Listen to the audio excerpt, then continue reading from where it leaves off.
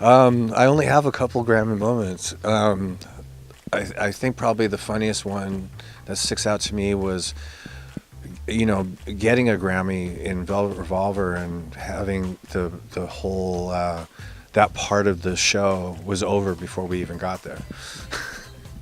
Which was great because we didn't have to go on stage and accept it. But that to me was funny. Is like he won a Grammy. Oh, they already passed that category. This was like 2 or 3 in the afternoon.